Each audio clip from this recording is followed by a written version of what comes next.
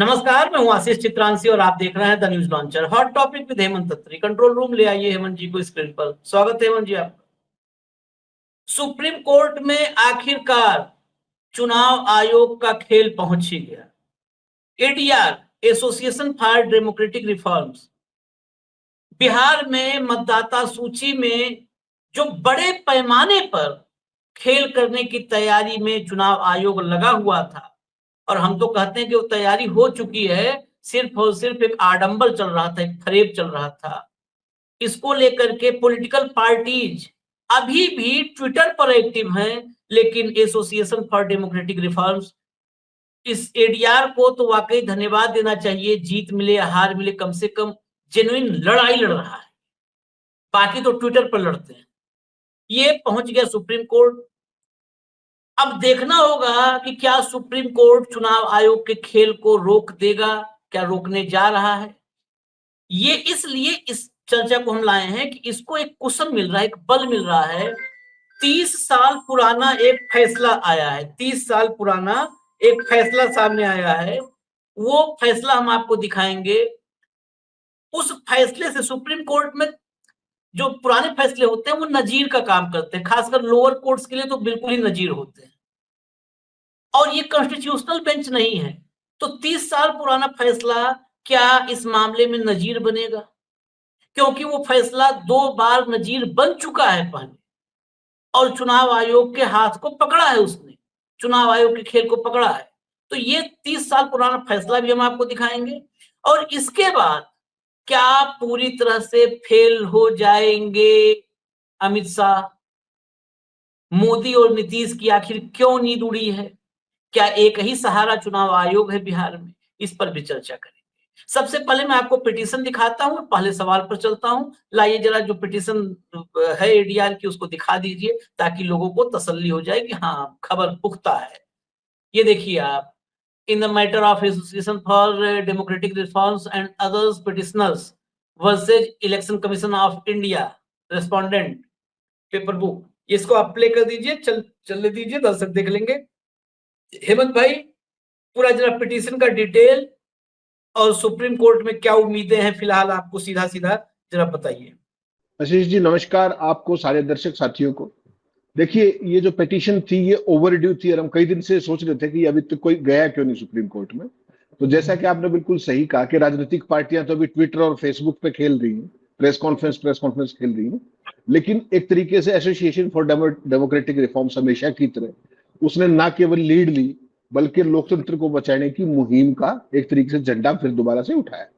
और रात को 11:52 पर यह पिटीशन फाइल हुई है सुप्रीम कोर्ट में ऑनलाइन, और अभी तक इसको नंबर नहीं मिला है। और आपको पता है सुप्रीम कोर्ट में भी गर्मी की छुट्टियां चल रही है, तो ये मेंशन होगी मंडे को, और इसके लिए सारी फॉर्मेलिटीज पूरी कर दी गई है रजिस्ट्री के पास। और जो एक सर्टिफिकेट ऑफ अर्जेंसी आपको पता है ना आजकल फाइल करना पड़ता है कि ये अर्जेंट क्यों है, अदरवाइज तो सुप्रीम कोर्ट में पड़ी रहती है पिटीशंस। तो अर्जेंट मेंशनिंग के लिए प्रशांत भूषण ने लगाया है इसमें कि भाई इससे लाखों लोगों के मताधिकार से वंचित हो सकते हैं। और जिस तरीके का ये असंवैधानिक फैसला जो सुप्रीम कोर्ट ये अपने इलेक्शन कमीशन ने किया है, बेसिकली ये क्या है आशीष भाई, ये समझना पड़ेगा। 25 जून को सुप्रीम कोर्ट इलेक्शन कमीशन ने ऑर्डर किया था, जिसमें ये कहा गया था कि सारा 2003 के बाद के जो भी लोग वोटर हैं उनको अपनी आइडेंटिटी प्रूव करनी पड़ेगी। तो पिटीशन में प्रशांत भूषण ने जो कहा है वो काफी महत्वपूर्ण है। उन्होंने कहा कि जो ये इलेक्शन कमीशन का ऑर्डर है 25 जून का, और 1 महीने के अंदर करना है ये सारा, तो बेसिकली इसका जो आप पूरा पढ़ेंगे ये काफी बड़ी पिटीशन है, सैकड़ों पेजों की, 200 कुछ पेजेस की पिटीशन है। तो इसमें बेसिकली ये कहा है कि इस तरह की चीज ना केवल अव्यवहारिक है, लेकिन संविधान प्रदत्त जो अधिकार हमारा है मतदान की गारंटी का, उसको छीनने की मुहिम है ये। और चुनाव आयोग जिसका काम था इसका संरक्षण, वही इस काम को लीड कर रहा है बेसिकली, और बदनीति के साथ कर रहा है। तो इसमें जो उन्होंने कहा कि संविधान के अनुच्छेद 14, 19, 21, 325, 326 और जन प्रतिनिधित्व कानून जो 1950 का है, उसके रूल 21A का वायलेशन है। चुनाव आयोग का जो ऑर्डर है वो 25 जून का, जिसमें 1 महीने के अंदर बिहार के अंदर जो पूरे का पूरा जो रिवीजन होना है पूरी उसका वोटिंग लिस्ट का, उसको तो विशेष पुनरीक्षण, गहन पुनरीक्षण जिसको आप कहते हैं, उसको लेकर के ये पिटीशन फाइल की गई है। ये कहा गया है कि ये संविधान के मूल ढांचे पर प्रहार है। चुनाव आयोग का ये आदेश। तो ये इसकी मोटे तौर पे इसकी आउटलाइन है। इसमें बहुत टेक्निकली फाइलिंग की गई। आजकल पता है ना आपको, अदालतों का जिस तरीके का रुख रहता है, बहुत बार आपने देखा होगा कि बहाना ढूंढ करके पिटीशंस को रिजेक्ट किया जाता है, बहुत बार देखा होगा आपने। तो इस बार एडीआर ने हर संभव कोशिश वो की है कि कोई बहाना या टेक्निकल लेकुना ना मिले, जिससे इस मामले में या तो डिले हो या तारीख मिले या एडजर्नमेंट हो, बल्कि मामले की गहराई को, गंभीरता को समझते हुए इस पे तत्काल मेंशनिंग के बाद इस पे कोई ऑर्डर आए, चाहे वो इंटरिम ऑर्डर बेशक आए रोक का। तो उसमें उन्होंने जो सबसे इंटरेस्टिंग बात की है, ये आपने कभी सुना नहीं होगा, कि जो लोग इससे प्रभावित हो सकते हैं वोटर बिहार के, उसमें 5 वोटर ऐसे शामिल किए गए हैं जो 2003 के बाद जो इस ऑर्डर से प्रभावित होते हैं। यानी कि सुप्रीम कोर्ट या कोई अदालत ये नहीं कह पाएगी कि आप कौन है, एडीआर कौन है, तो आपका लोकस क्या है, तो वो खुद प्रभावित लोग हैं। एडीआर तो एक बड़ा बैनर हो गया, उसके तहत ये लोग 5 बड़े आइडेंटिफाई करके स्पेसिफिकली उनको मेंशन किया गया कि हमारे मताधिकार का, वो क्या बोलते हैं, मताधिकार का जो वायलेशन है वो करने की इलेक्शन कमीशन कोशिश कर रहे हैं। तो बहुत टेक्निकली वो किया गया है, अर्जेंसी के साथ मेंशन किया जाएगा इसको। और बेसिकली बहुत इस पे गहन विचार विमर्श भी हुआ कि इसको फाइल कहाँ किया जाए। इसको दिल्ली हाई कोर्ट में फाइल किया जाए, इसको बिहार हाई कोर्ट में फाइल किया जाए क्योंकि बिहार के लोग पीड़ित होंगे, या सीधा सुप्रीम कोर्ट में फाइल किया जाए। तो बहुत गहन विचार विमर्श के बाद इस बात पर सहमति बनी, आम सहमति बनी कि इसको नहीं सुप्रीम कोर्ट में ही डाला जाए, क्योंकि देश के लोकतंत्र का व्यापक सवाल है। तो उस हिसाब से इसको फाइल किया गया है और मोस्ट लाइकली मंडे को ये मेंशन होगी। जस्टिस सुधांशु धुलिया, आपको पता है आजकल वो जो ये बेंच है, वैकेशन बेंच जिसको आप बोलते हो, उसको लीड कर रहे हैं। हो सकता है उनकी बेंच उसको सुनवाई करे या किसी और बेंच को रेफर करे, वो उनका विशेषाधिकार। तो कुल मिलाकर के ये मामला अब अदालत में पहुंच गया है और आपको पता है 24 जुलाई तक ये सारा काम होना है, यानी कि 19 दिन कुल बचे हुए हैं। जब आप मेंशन करोगे तब तक 17 दिन बच जाएंगे, कल और चला जाएगा। तो अब ये एक तरीके से 7 तारीख को मेंशन होगी और उसके बाद जिस तरीके की जो दिशा चलेगी, तो मुझे लगता है सुप्रीम कोर्ट के अंदर इलेक्शन कमीशन को अपना ये एक्शन को डिफेंड करना, मुझे लगता है ये वही बात है, डिफेंडिंग द इंडिफेंसिबल। इसके पीछे की जो मंशा है उसको स्पष्ट करना। अगर सुप्रीम कोर्ट की बेंच ने थोड़ा सा इसको अगर टाइटली ले लिया, जैसा कि लिया जाना चाहिए ये मामला, क्योंकि सवाल डेमोक्रेसी का है, तो उसमें इलेक्शन कमीशन को लेने के देने पड़ सकते हैं। अब डिपेंड ये करेगा कि सुप्रीम कोर्ट किस तरह का रुख लेता है इसके ऊपर और वो कितना गंभीरता से, कितनी शिद्दत से उन सारी चीजों को लेकर के, और चुनाव आयोग से वो सवाल पूछ सकता है जिसके जवाब देने की उसने अभी तक कोई कोशिश नहीं की, ना तो कोई प्रेस कॉन्फ्रेंस की, ना किसी सवाल का जवाब दिया। वही मोदी जी वाला स्टाइल चल रहा है ज्ञानेश कुमार गुप्ता का, जो मैंने कर दिया वही ठीक है। तो अब ये पहला अवसर है जब चुनाव आयोग को मजबूर होकर के पैरावाइज जवाब देना पड़ेगा इन सारे लॉ पॉइंट्स का, जो मैंने आपको बताया, संविधान के किन किन अनुच्छेद की कैसे कैसे वायलेशन की गई है। और इसमें यह भी साफ साफ कहा गया है कि इसमें मतदाता के ऊपर ये ओनस छोड़ दिया गया है। पिटीशन में कहा गया है कि आशीष चित्रांशी के ऊपर ये ओनस है कि आप प्रूव करो कि आप भारत के नागरिक हो। ऐसा कभी नहीं होता, ये बेसिकली एक ज्वाइंट एक्सरसाइज होती है और इसमें बहुत सारी ऐसी चीजें मेंशन की गई है जिसको आप सुनोगे तो हैरान रह जाओगे। कहा गया है कि साहब बिहार का कोई व्यक्ति पूरे देश में कहीं पर भी जाकर आधार कार्ड के आधार उस पर बेसिस पर अपनी वोट बनवा सकता है। बिहार का कोई भी नागरिक देश के किसी भी राज्य में, लेकिन वो बिहार में नहीं बनवा सकता। ये है इलेक्शन कमीशन का ऑर्डर। बिहार के जिन नागरिकों ने अभी 2024 के आम चुनाव में वोट डाल के केंद्र की सरकार बनाई है, वो वोट नहीं डाल सकते, इसमें पहले उनको प्रूव करना पड़ेगा। तो वो सारे जो व्यवहारिक सवाल है कि जो लोग 2003 के बाद से वोट डालते आए हैं, उनके चुनिंदा प्रतिनिधियों को तो पेंशन भी मिलेगी, वो तो एमएलए भी रह लिए, एमपी भी रह लिए, मंत्री रह लिए, हट भी गए, कुछ अभी भी बने हुए हैं, वो तो रहेंगे लेकिन वो वोटर नहीं रहेंगे। तो सुप्रीम कोर्ट के अंदर जो पिटीशन फाइल की गई है, इसमें चुनाव आयोग का जो ये आदेश है, तुगलकी आदेश पुनरीक्षण का बहुत कम समय में, उसके तमाम पहलुओं को उधेड़ करके रख दिया गया है कि ये इसकी प्रैक्टिकलिटी है और इलेक्शन कमीशन को किसी भी मुद्दे की समझ नहीं है कि संवैधानिक चीजें क्या होती है और किस तरीके से उनका ब्लेटेंट वायलेशन किया जा रहा है। काफी हार्ड हिटिंग एक तरीके से पिटीशन है और अगर सुप्रीम कोर्ट में इसको उसी रूप में जितनी शिद्दत के साथ लिया गया तो चुनाव आयोग की दिक्कत और ज्ञानेश कुमार गुप्ता की पर्सनली बहुत गंभीर दिक्कतें बढ़ने वाली है, उनको जवाब देना मुश्किल हो सकता है। नहीं, लेकिन एक बात है कि यहाँ पे चुनाव आयोग से ज्यादा बड़ी परीक्षा सुप्रीम कोर्ट की है। चुनाव आयोग तो घोषित रूप से उसको कौन कौन केचुआ, चूना, क्या क्या नाम लोग देते हैं, वो तो बिल्कुल मतलब मान लिया गया है कि भाई भाजपा का चुनावी प्रकोष्ठ है, बस दफ्तर वहां पे नहीं शिफ्ट हो पा रहा है, बाकी मान लिया गया है। परीक्षा सुप्रीम कोर्ट की, अभी सुप्रीम कोर्ट को बीजेपी का लीगल विंग अभी तो कम से कम नहीं कहा जाता है, मन में भले लोग सोचें, लेकिन अभी बीजेपी का विधि प्रकोष्ठ उसको नहीं घोषित किया गया है सुप्रीम कोर्ट। तो चुनौती है सुप्रीम कोर्ट की, असली परीक्षा सुप्रीम कोर्ट की है, क्योंकि पुरानी परीक्षाओं में सुप्रीम कोर्ट फेल हो चुका है। मतलब जो मासिक परीक्षा होती है, फिर तिमाही होती है, छमाही होती है, सब में फेल हुआ है। ये पूरी जिम्मेदारी से कह रहा हूं, इसलिए क्योंकि जब सीजेआई के सीईसी के चयन में, मुख्य चुनाव आयोग के चयन में सीजेआई की भूमिका कानून बना के खत्म की गई, उसकी पिटीशन आज तक पड़ी हुई है और धूल फाक रही है, उसी सुप्रीम कोर्ट में धूल फाक रही है। वो संवैधानिक विषय है, लेकिन सुप्रीम कोर्ट के नजर में उसकी मतलब उसकी उपयोगिता, उसका महत्व ये कम है। पहला पॉइंट। दूसरा, अब रिटायर्ड हो चुके हैं, सीजीआई से रिटायर्ड हुए संजीव खन्ना, उनकी बेंच में गया था पर्चियों का और मशीन के मिलान की। 24 अप्रैल 2023 शायद का फैसला उनका होगा, 24 का लोकसभा चुनाव के जस्ट पहले उन्होंने उस पर फिर लीप दिया, संजीव खन्ना ने उसको लीप दिया। उसके बाद मामला गया कि जो एसओपी बनाया चुनाव आयोग ने, एसओपी का मामला सुप्रीम कोर्ट में पड़ा है। एसओपी का आज तक जो है उसको भी धूल फाक रही है, फाइलें, केस वो भी धूल फाक रहा है। तो चुनाव आयोग जो कुछ भी कर रहा है, जो कुछ भी मनमानी कर रहा है, करीब करीब हर मामला सुप्रीम कोर्ट में, मैं इसलिए तो उसको कह दूं कि बहुत ज्यादा उम्मीद पालिएगा मत आप। हाँ, क्योंकि जितनी जितनी इसके नकारापन है या हठधर्मिता है या मनमानी है या फर्जीवाड़ा है या बेईमानी है, हर मामला सुप्रीम कोर्ट में है। एडीआर जैसी संस्थाएं हैं जो लेके जाती हैं, लेकिन कोई मामला ऐसा नहीं है जिस पर एक तेज सुनवाई हो जाए और कोई कंक्रीट फैसला आ जाए। सबको किसी तरह, जैसे इस लोकतंत्र को खींच खींच के छत विच्छत कर देना है, वो ऐसे ही केसों को खींचा जा रहा है ताकि लोकतंत्र अपने आप ही दम तोड़ दे।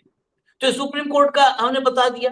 अब आपको बताएं, इस पिटीशन में चर्चा जरूर किया होगा, सब विद्वान लोग हैं, बड़े वकील हैं, एडीआर लगातार करती रहती है। मैं 30 साल पुराने उस फैसले का जिक्र करूंगा, मुझे लगता है इस पिटीशन में होना चाहिए, क्योंकि उससे मजबूत आधार और कुछ भी नहीं है जाने के लिए। सुप्रीम कोर्ट के 30 साल पुराने फैसले से मजबूत आधार कोई नहीं है। लाइए उस फैसले को दिखाइए जरा स्क्रीन पर।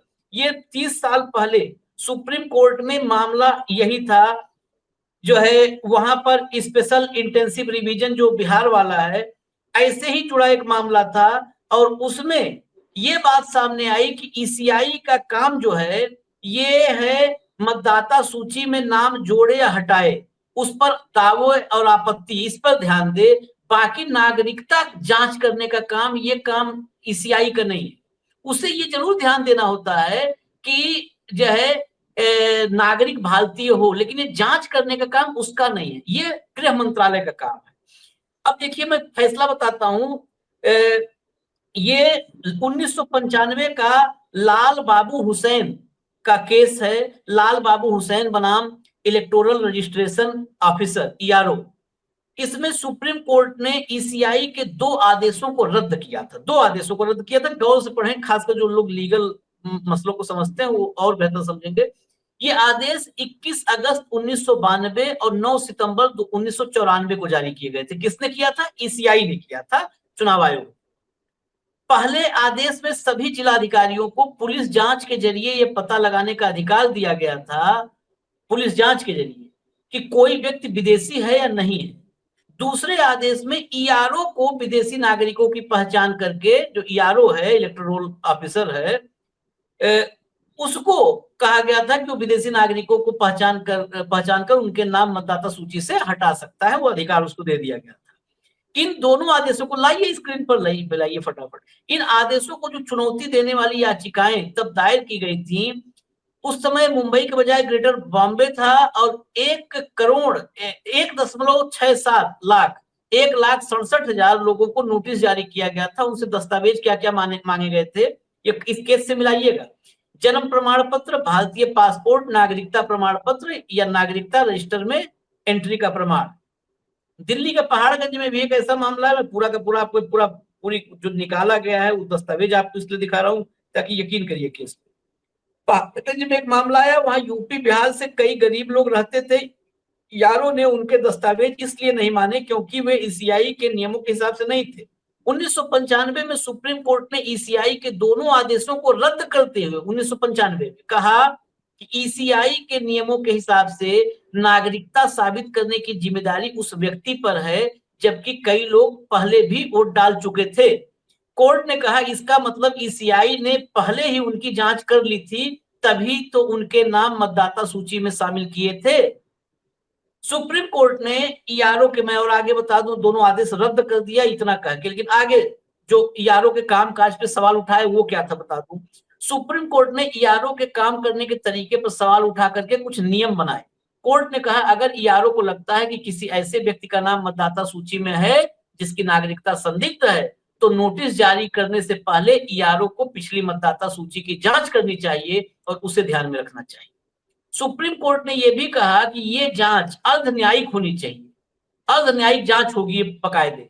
जांच अधिकारी को सभी सबूतों पर ध्यान देना चाहिए, चाहे वो दस्तावेज हो या कुछ और व्यक्ति को अपनी बात रखने या अपना मामला साबित करने का मौका। जांच अधिकारी को संविधान, नागरिकता अधिनियम और नेचुरल जस्टिस के सिद्धांतों को भी ध्यान में रखना होगा। असम में अवैध प्रवासी, अब देखिए 95 का फैसला कहां कहां फिर अप्लाई किया गया हेमंत भाई, थोड़ा गंभीर है मसला, लेकिन ये बिहार के प्रकरण में बहुत प्रासंगिक है। असम में अवैध प्रवासियों की समस्या बहुत ज्यादा 2002 में इंटेंसिव रिवीजन असम में हुआ, तब ये मुद्दा फिर उठा। तब एचआरए चौधरी बनाम ईसीआई मामले में असम के नगांव में कई मतदाताओं डी, डाउटफुल सिटीजनशिप जो कहते हैं डी, संदिग्ध नागरिकता के साथ एक अलग मतदाता सूची में डाल दिया गया था। ऐसा ईसीआई के ही 1997 के आदेश से किया गया था। सुप्रीम कोर्ट ने 1995 के आदेश को इस मामले में फिर दोहराया। सुप्रीम कोर्ट ने ईसीआई के अधिकार को मानते हुए 95 में दिए गए नियमों को दोहराया और कोर्ट ने कहा किसी व्यक्ति को मतदाता सूची से निकालने से पहले उसे अपनी बात रखने का मौका देना होगा। साथ ही संदिग्ध नागरिकता के मामले को संबंधित ट्रिब्यूनल या अथॉरिटी के पास जाएगी, उसके अनुसार कार्रवाई होगी। ये नहीं है कि ज्ञानेश कुमार गुप्ता के हाथ में सब कर देंगे, ट्रिब्यूनल या अथॉरिटी में जाएगा मामला। सुप्रीम कोर्ट ने ईसीआई को फिर याद दिलाया कि इसका मकसद सही नागरिकों के साथ अन्याय नहीं करना है, बल्कि विदेशियों को मतदाता सूची में शामिल होने से रोकना है। इसके बाद ईसीआई ने सावधानी से काम किया और मतदाता सूची को अपडेट करने में कम दखल देने का तरीका अपनाया। 2013 का फिर मामला बताऊं, मैंने कहा था ना कि ये फैसला नजीर रहा है। 2013 में गोवा में एक मतदाता चुनाव लड़ने के बाद विदेशी नागरिक पाया गया। ये मामला कोर्ट में गया, इसमें गृह मंत्रालय को भी दखल देना पड़ा और फिर ईसीआई ने फॉर्म 6 में बदलाव किया और जो फॉर्म 6 में बदलाव किया उसमें मतदाता को ही स्वयं घोषणा करनी होती है कि वो भारतीय नागरिक है और गलत जानकारी देने पर उस पर कार्रवाई होगी।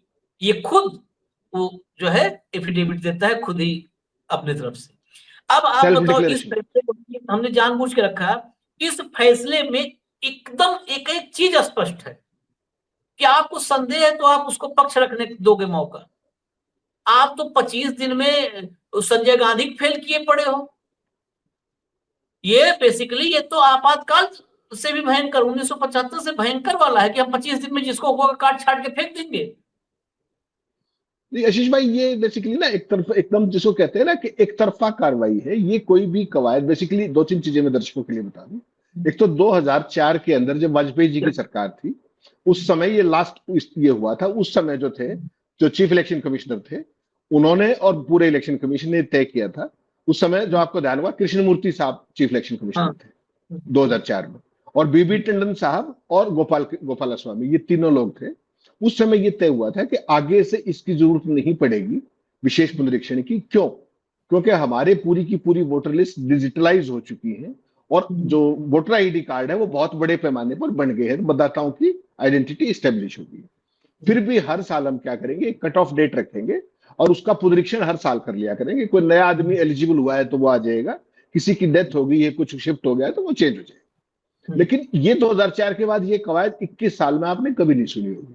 तो ज्ञानेश कुमार गुप्ता जी को कहां से आकाशवाणी हुई, किसके कहने से आकाशवाणी हुई? उन्होंने देखिए क्या किया, 8 करोड़ लोगों का मामला और 1 महीने के अंदर वो कर देंगे जैसा आपने कहा। और उसके अंदर ना तो किसी विपक्षी दल को कॉन्फिडेंस में लिया, ना कोई ग्राउंड रूट पे कोई व्यवस्था की, ना प्रशासन को 22 तारीख तक 22 जून तक कुछ भी पता था।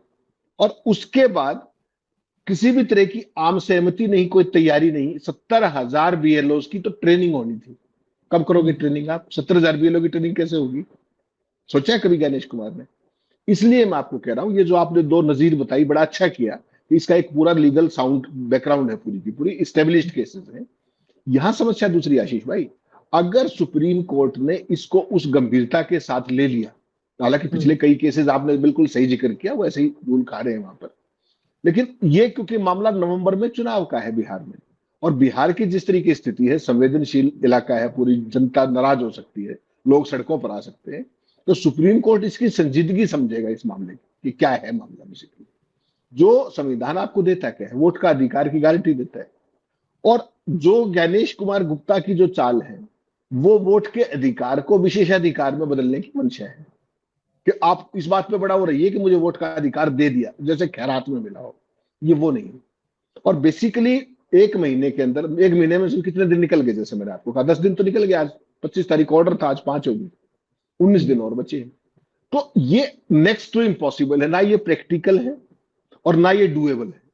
उसके बावजूद भी अब जब अगर सुप्रीम कोर्ट ने इस मामले को टेकअप किया उसी गंभीरता के साथ, तो मैं बता रहा हूं आपको, इनको छुपने की जगह नहीं मिलेगी सुप्रीम कोर्ट में। कैसे एस्टेब्लिश करोगे आपकी आपकी मंशा के इसके पीछे? और अगर ये चीज थी तो पिछले 2 साल से आप क्या कर रहे थे? पहले करना चाहिए था। इस देश के अंदर इस तरह की कोई भी एक्सरसाइज चुनाव से 1 से 2 साल पहले की जाती है, ना कि अब की जाती है। गुजरात के अंदर 2027 में चुनाव है, एंड में, वहां पे करवाइए ना आप। जिन राज्यों में चुनाव हो चुके हैं वहां पे करवाइए ना। बिहार के लोगों ने साल भर पहले अभी लोकसभा के चुनाव में वोट डाला है, उनको आपने इस काम पे लगा दिया जब विधानसभा की बारी आई। तो क्यों? इसके पीछे जो मंशा है उसको स्टेब्लिश करना सुप्रीम कोर्ट में बहुत मुश्किल होगा कि इसके पीछे आपकी मतलब एक अच्छी भावना है या कौन सी भावना है, इसके पीछे ऐसी जल्दी क्या है, ऐसी आफत क्या है कि आपको 1 महीने में अभी करना है। अगर करना था तो पहले क्यों नहीं किया? तो ये सारे वो सवाल होंगे। प्लस जो संविधान के जो मूल अनुच्छेद है, उनके जब पैमाने पर इस कसौटी पे कसोगे तो इलेक्शन कमीशन को भारी पड़ेगा जवाब देना अपने एक्शन के लिए। और एक चीज मैं आपको और कहूं, अगर ये मामला उस दिशा में चला गया जिस दिशा में जाना चाहिए, क्योंकि आम आदमी के वोट के अधिकार का सवाल है, तो इलेक्शन कमीशन को अपना जो ऑर्डर है, जो ये 25 तारीख वाला, इसको डिफेंड करना ना केवल मुश्किल हो जाएगा, बल्कि मुझे तो ये भी आशंका है कि वो खुद ही स्वीकार कर लें कि हम इस एक्सरसाइज को डेफर कर देते हैं, क्योंकि सरकार भी तब तक बीच में आ जाएगी। सरकार की भी बहुत किरकिरी हो रही है। बीजेपी ने जो भी माहौल बनाया था ऑपरेशन सिंदूर के जरिए, या जो 2 दिन से प्रधानमंत्री जी विदेशों में बिहार मूल के लोगों को त्रिनाद टोबैगो जो प्रचार कर रहे हैं, वो सारा फुस हो जाएगा। तो बीजेपी को भी हो सकता है कोई अकल आ जाए बाद में कि ये मामला उल्टा पड़ सकता है, और बिहार के लोग इस बात पे एकजुट हो सकते हैं कि हमारा वोट का अधिकार छीन रहे हैं। तो अच्छा किया एडीआर ने, मैं साधुवाद दूंगा कि वो एटलीस्ट जो काम पॉलिटिकल पार्टियों को करना चाहिए था वो एक एनजीओ कर रही है, उसके लिए वो साधुवाद के पात्र है। और उम्मीद है कि सुप्रीम कोर्ट इस मामले में दूध का दूध और पानी का पानी करेगा, और election commission will have to cut a sorry figure for such a drastic decision जो अनकॉल्ड फॉर है एक्चुअली। आज के डेमोक्रेटिक सिस्टम के अंदर आपको पता है भारत किस तरीके से वर्टिकली डिवाइडेड है, और जो संवैधानिक संस्थाएं हमारी हैं उनमें विश्वास लगातार कम होता जा रहा है लोगों का। वैसी सूरत में ये आदेश करके मुझे लगता है ज्ञानेश कुमार गुप्ता को इस बात की जल्दी है कि जो राजीव कुमार अधूरा काम छोड़ गए चुनाव आयोग को ठप कराने का, उसको पूरा कराने की जल्दबाजी में ये मुझे दिखता है। सुप्रीम कोर्ट हो सकता है इस मामले को उस शिद्दत के साथ ले, गंभीरता के साथ ले, और वैसा अगर हुआ तो इलेक्शन कमीशन को अपना जो ऑर्डर है, they will be defending the indefensible. मैं तो यही कह सकता। देखिए, आपका हौसला, आपकी उम्मीद ये बड़ी है, इसकी सराहना करनी चाहिए। लेकिन ये आप सोचिए कि भाजपा, सुप्रीम कोर्ट अगर कुछ की तो की, उम्मीद वहां भी बहुत मुझे नहीं है। मैं निजी तौर पर बता दूं, पहले 10 को निजी विचार भी रख सकते हैं हम, मुझे तो कोई उम्मीद नहीं, कोई उम्मीद नहीं है, एक रत्ती उम्मीद नहीं है। अब रही बात, हेमंत भाई ने कहा कि भाजपा भाजपा को लगेगा डर कि नहीं गड़बड़ हो जाएगा, सब मामला फैल जाएगा। भाजपा डरती नहीं है। भाजपा की एक ही तो खूबी है, जनता से बिल्कुल नहीं डरती। ट्रंप से, जिनपिंग से, इनसे जनता कौन है ये? जनता से डरती? क्या किया हरियाणा जनता ने हेमंत भाई, क्या किया? मैं तो हरियाणा घूमा था और मैं पहली बार हरियाणा का एक चैनल, मैं बड़ा लंबा वक्त गुजारा, लेकिन पहली बार हरियाणा में फील्ड पे गया, अपने जब अपना हम लोग कर रहे हैं तो जब गया तो आपसे जितने मित्र थे सबसे सुना, नहीं हरियाणा की का मिजाज अलग है, हरियाणा वाले तो क्या धागे खोल देंगे, सरिया डाल देंगे। खूब सुना। मैं कहा ना, इसका मतलब हरियाणा वाले बेईमानी नहीं होने देंगे। क्या हुआ? सब बैठ के अपने अपने घर में थाली बजा रहे हैं। को किसी के मुंह से बतास नहीं निकला, बतास मतलब हवा नहीं निकली किसी के मुंह से। ठीक है, देख लिया हमने, लोग बुरा न मानेंगे लेकिन यही सच है। उसके बाद महाराष्ट्र में भी, महाराष्ट्र में मेरे बड़े भाई हम लोगों के वानखेड़े जी हैं, भाऊ हम, उन्होंने कहा कि नहीं, हम एकदम निजी बात बता रहे हैं, लेकिन नहीं महाराष्ट्र में नहीं खेल करना मुमकिन है किसी के लिए। तो मैं उनके कहे से अपने आप को कनेक्ट किया कि महाराष्ट्र भारत में सामाजिक और धार्मिक क्रांतियों का अड्डा रहा है, मतलब एपी सेंटर। आप जितना देखेंगे धार्मिक सुधार के संत महाराष्ट्र में जन्मे, सामाजिक सुधार बाबा साहब से लेकर ज्योतिबा फुले से लेकर के, महाराष्ट्र सामाजिक और धार्मिक क्रांतियों एपी सेंटर रहा। मैं कहा हो सकता है मराठी मानुस नहीं होने देगा कोई खेल। देखिए पूरा महाराष्ट्र सन्नाटे में बैठा रहा, चुनाव नतीजे के बाद किसी मुंह से बतास नहीं निकला। तो ये बिहार में कौन सा हो जाएगा क्या? कुछ नहीं। 89% बीजेपी का महाराष्ट्र में 89% स्ट्राइक रेट है। 89% भूतो ना भविष्य थे। हम दो ही क्रांति भूमि देख लिए, इसलिए थोड़ा सा भैया लोग नाराज हो जाते हैं कि आपने हमको कह दिया। नहीं, हम आपको नहीं कर रहे, हम इस पूरे देश देख लिए। हरियाणा महाराष्ट्र देखने के बाद अब बिहार पता है क्या करेगा? कुछ नहीं, घर में बैठे रहेंगे, जिसको वोट डालने मिलेगा मिलेगा, जिसको नहीं मिलेगा वो अपने घर बैठेगा। जो जीत जाएगा चुनाव आयोग के मुताबिक वो सरकार बना लेगा और शपथ ग्रहण हो जाएगा, जिसको चाहेंगे अमित शाह वो मुख्यमंत्री बन जाएगा। कि तीसरी सुप्रीम कोर्ट हो सकता है, अगर थोड़ा वक्त होगा बाई चांस बीच में, तो एक आध सुनवाई करके, और फिर आपको याद होगा इतनी महत्वपूर्ण एक केस प्रशांत भूषण ही लड़ रहे थे, और क्या था अभी की बात मैं बता दे रहा हूं, मैं लूंगा 1-2 मिनट, वक्त हो गया है, लेकिन चुनाव आयोग की नए मुख्य चुनाव आयुक्त की नियुक्ति का मामला याद है ना? प्रशांत भूषण ने, शायद मुझे अगर दुरुस्त हो तो संजीव खन्ना की बेंच थी। प्रशांत भूषण ने 5 तारीख, और शायद तारीख 5 जनवरी की थी, 18 जनवरी को ये बने थे शायद, अगर मैं सब यादाश्त अगर दुरुस्त है मेरी। 5 जनवरी को कहा प्रशांत भूषण ने सुप्रीम कोर्ट में, माय लॉर्ड बहुत जरूरी मामला है, 12-15 दिन बाद नियुक्ति होनी है, अभी तो सुनवाई कर लीजिए। 12-15 दिन है। उनका बिल्कुल अभी नहीं हो सकता है, 12 जनवरी की तारीख रखें। 12 जनवरी की तारीख वाइज बता रहा हूं, गलती हो जाए तो माफ कीजिएगा क्योंकि उसके साथ नहीं बैठे। 12 को सुनवाई हुई। 12 को प्रशांत भूषण ने कहा कि माय लॉर्ड 18 को नियुक्ति की तारीख है, 19 तारीख लास्ट डेट है, मतलब 18 की नियुक्ति की तारीख है। माय लॉर्ड ये सुन लीजिए, देश के संविधान के लिए, देश के लोकतंत्र के लिए, देश के चुनावी ढांचे के लिए सबसे महत्वपूर्ण मामला है। उन्होंने कहा ये आपके कहने के हिसाब से आज थोड़ा फैसला कर देंगे, 19 को सुनेंगे। 19 तारीख, 19 पता है कौन सी तारीख रखी? 18 को नियुक्ति होनी थी। 18 को ज्ञानेश कुमार गुप्ता ताज मिल गया। अब सुनते रहो 19 को, सुनते रहो ना। अब इससे ज्यादा एग्जाम्पल क्या देंगे? तो आखिर में मैं ये भी कह रहा हूं एक बात, ये जो है ना 19 दिन में कैसे बनेगा, 20 दिन में कैसे बनेगा मतदाता सूची, जिसको बाहर होना था, ये फिर मैं कह रहा हूं मेरी निजी राय है, कोई आपत्ति होगी तो मुझसे आदमी वो करेगा। जो होना था हो चुका है, जिसको मतदाता सूची से बाहर होना था वो भी फैसला हो गया है, जिसको इन होना था वो भी हो चुका है। ये सिर्फ रायता फैलाया जा रहा है कि पूरा का पूरा बिहार, पूरा का पूरा विपक्ष वो कंफ्यूज हो जाए कि करना क्या है, समेटना किधर से है ये कंफ्यूज हो जाए। 19 दिन में कोई पीएलओ सीएलओ कुछ नहीं कुछ करने वाला है भाई। आप बताओ ना, छोटी बात है हेमंत भाई, 8 करोड़ मतदाताओं के बीच में वेरिफिकेशन 19 दिन में करोगे। 3 करोड़, आप बता रहे 1 करोड़ 43 लाख का तो डाटा मैंने 4 दिन पहले दिया था, अब शायद बढ़ के 3 करोड़ हो गया है। चुनाव आयोग ने कहा है कि इस काम में 1,43,000 अब शायद 3 लाख आज का मैं आंकड़ा देख रहा हूं, ये अखिलेश यादव ने बोला है। 1,43,000 का आंकड़ा मीडिया रिपोर्ट में छपा था कि स्वयं सेवक लगे हैं इस कार्य में, चुनाव आयोग ने कहा था। मेरा सवाल था आज की तारीख में भी जवाब दे दे इस मंच से, मैं न्यूज लॉन्चर या मैं किसी प्लेटफॉर्म पे नहीं बैठूंगा। 1,43,000 स्वयं सेवक चुनाव आयोग को कहां पे मिले? कोई विज्ञापन आपने देखा था? मैंने सवाल खड़ा किया था, कहां से आता है स्वयं सेवक? कोई विज्ञापन अखबार में, टीवी पर, सोशल मीडिया में, होर्डिंग बोर्डिंग में, बस स्टैंड में, कचहरी में, कलेक्ट्रेट में, रेलवे स्टेशन पर कहीं लगा था कि चुनाव आयोग ऐसा करने जा रहा है, वॉलंटियर की जरूरत है? कहां से आए 1,43,000 वॉलंटियर भाई? कैसे आए? फ्रॉड है तो देश के साथ सबसे बड़ा। आरएसएस के पास है ना लाखों, क्या दिक्कत है? पन्ना प्रमुख है, उन्हीं को दे देंगे, क्या दिक्कत है बताइए? अच्छा सुनो, पार्टी के लिए कर सकते, चुनाव आयोग के लिए भी कर देंगे। नया भारत है भाई, बता तो दिया गणेश कुमार गुप्ता ने, विपक्ष को बताया नहीं कि नया चुनाव आयोग है। तो बस आप समझ लीजिए, वही है जो आपने कहा, वही बात है। अब तो सुप्रीम कोर्ट पर उम्मीद है वो क्या करेंगे। फ्रॉड है, फ्रॉड।